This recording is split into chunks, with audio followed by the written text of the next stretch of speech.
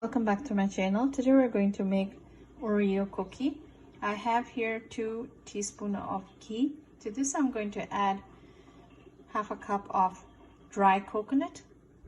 So let's roast the dry coconut. I also have 10 Oreos. I'm going to powder those. Roasted. Now let's add in 3 tablespoons of milk. Add in the powdered Oreo.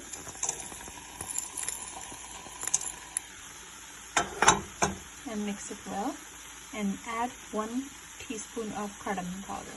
Switch off the gas and transfer it to a bowl to let it cool down. Wet your pan with little ghee and let's roll it to ladoos. The Oreo Coconut Ladoo is ready. Hope you kids or you will like it. Please like, comment and subscribe my channel. Thank you.